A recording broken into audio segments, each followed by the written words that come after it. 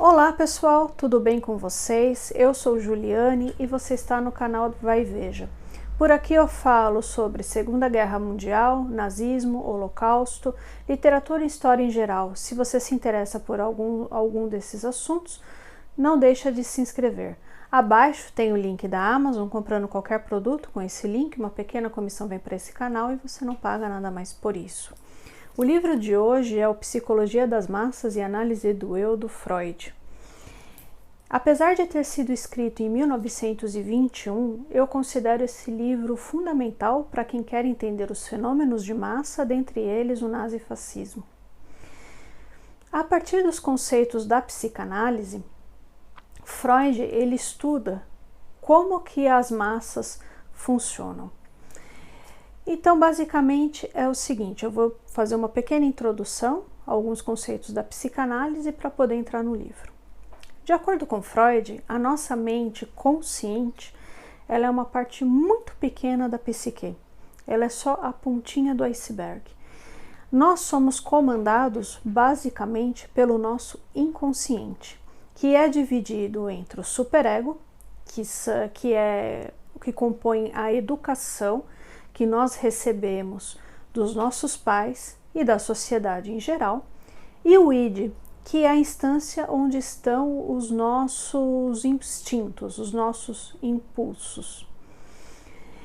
Dentro desse contexto, dentro dessas duas instâncias, está o ego.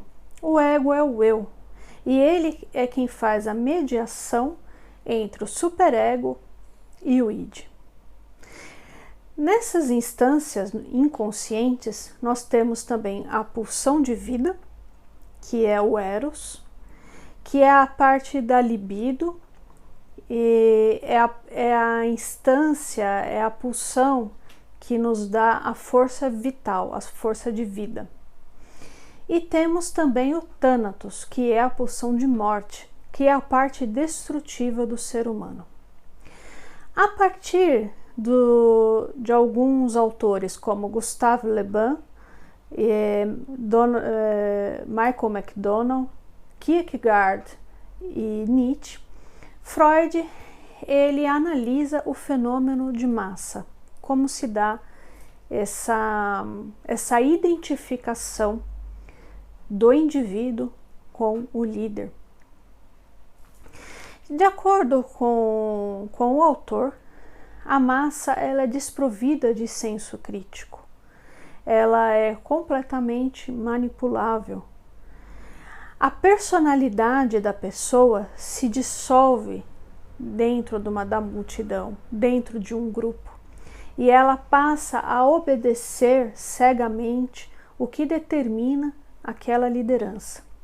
Então, por exemplo, é comum a gente ver grupos, por exemplo, que cometeram crimes, e algumas pessoas falando, nossa, mas fulano estava lá, mas ele não é daquele jeito, ele não é violento, ele é uma pessoa boa e tal. Por quê? Justamente, individualmente, ele tem uma personalidade, mas quando a pessoa, isso qualquer um de nós, estamos em um grupo, a nossa personalidade se dissolve e a gente fica completamente vulnerável aos ditames de algum líder, né? A massa, ela também, quando a massa ela está presente fisicamente, porque a massa também pode ser virtual, né? Então, por exemplo, esses cancelamentos e ataques, linchamentos virtuais também é um fenômeno pode ser considerado um fenômeno de massa, né? Se isso for incitado por algum líder, né? No entanto, se a massa está presente fisicamente, então, por exemplo, gritos, palavras de ordem, faz com que a personalidade individual se dissolva muito rapidamente. Então, acho que vocês acompanharam recentemente a invasão ao Capitólio nos Estados Unidos, né? E a multidão gritava USA, USA.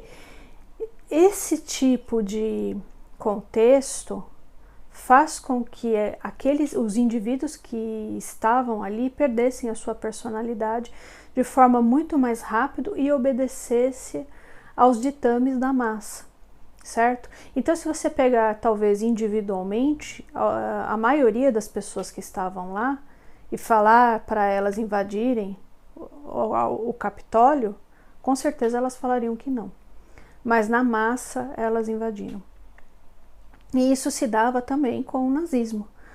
O nazismo, as pessoas obedeciam cegamente ao Hitler, não questionava e agiam, né, de forma extremamente brutal, que é uma das características do fenômeno de massa, né, é uma das características das pessoas em multidão, né, agirem dessa forma e obedecerem sem nenhum senso crítico, né. A massa, ela também não questiona nada, ela somente obedece, né. Freud, ele analisou duas instituições que para ele são grandes exemplos de fenômenos de massa, que é o exército e a igreja. O exército, ele, de acordo com Freud, os soldados, eles se identificam completamente com o líder e cumprem as ordens sem questionar, né? Eu acho que um grande exemplo de liderança militar foi Napoleão. E realmente os soldados franceses se identificavam completamente com ele, né? A ponto, às vezes, até de não se diferenciar, de perder tanto a sua personalidade que eles não se diferenciavam do Napoleão, né? Era como se o Napoleão fosse eles também, né? E, por exemplo, eu acho que igreja, um caso muito emblemático foi do Jim Jones. Tem até um vídeo aqui que eu vou deixar linkado aqui, vou deixar nos cards para vocês assistirem, para quem ainda não viu. Ele conseguiu fazer com que as pessoas morressem amando dele, né? Isso é um grande exemplo, né, de um fenômeno de massa, um fenômeno de lavagem cerebral, a ponto das pessoas não questionarem uma ordem como a que Jim Jones deu, tá certo? Então, pessoal, é isso. Eu vou deixar a partir daqui com vocês e espero que vocês leiam e espero também que vocês tenham gostado da indicação de hoje. Não esqueça, por favor, de curtir e compartilhar esse vídeo com os seus amigos. Um abraço e até mais!